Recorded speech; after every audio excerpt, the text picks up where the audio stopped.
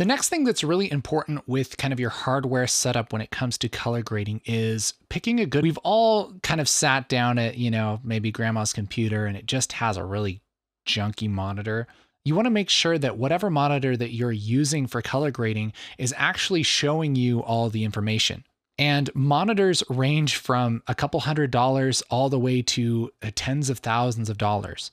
But the big deal is this. You want to make sure that you have a high quality screen and that it can actually show all the colors that you're feeding to it, and that you have a high quality way to actually send that signal to the monitor. And you also want to make sure that the monitor is calibrated. So let's take a second and get really nerdy about how colors work. Once you've been around color a little bit, you'll start to see a chart something like this. This represents pretty much all of the visible colors of light. And depending on the chart, there will be some kind of triangle here in the middle. The triangle is pretty much what range of colors can a certain color space handle. Probably the most common color space when it comes to color grading would be Rec 709, which is what this is.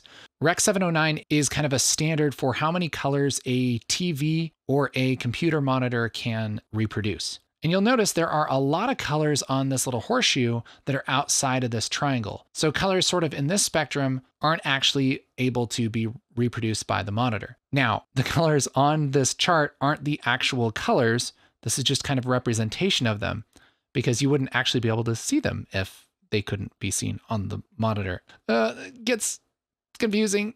But the long and short of it is this. You want to make sure that whatever monitor you have will show you all of the colors that are possible for whatever color space you're outputting to.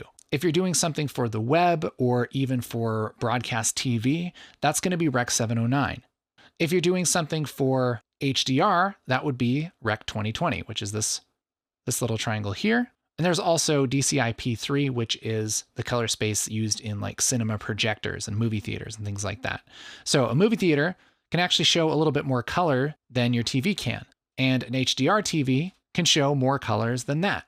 So if you're making something that's going to go to the movie theater, you want to make sure that whatever you're looking at your images on can actually handle all of the colors that you need. For most of us, that's going to be Rec 709, which is really good because it's pretty easy to find a monitor that can actually show all of those colors. Something like this monitor from BenQ is a really good solution. And it says right on here, it can handle 100% of Rec 709. This is actually the monitor that I'm using, and I've been really happy with it. This also actually comes calibrated from the factory, which is really great because out of the box, you're going to have a pretty darn good solution if you hook it up correctly. The other thing you're going to want is a high quality way to hook this monitor up, which I would recommend a card like this. This is a Blackmagic Design mini monitor.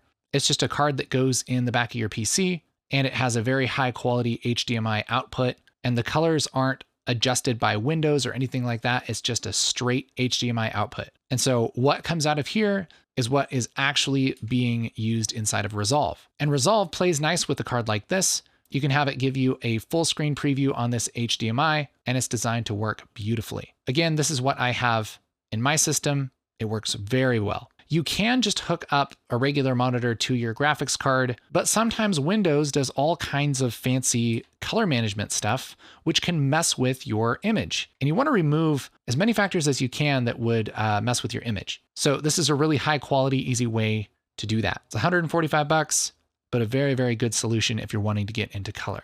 The other thing that you're going to want to do is calibrate your monitor. And the very best way to do that is with a probe. So there are a few different probes out there. I have this one. This is like a little camera that hangs on the front of your monitor, and it looks at a series of color patches and compares where they should be to what your monitor is actually producing. And it will allow you to adjust the colors of your monitor to be exactly how they should be. I'm not going to go into details about how to do that because every monitor and setup and probe and everything is different, but there are some really good guides if you Google your specific color probe and what you're trying to do. Getting the right monitor and calibration and hardware and everything can be really overwhelming. But if you get it set up right, you can be confident that what you're seeing on your monitor is what the image actually looks like. And that kind of confidence you really can't beat.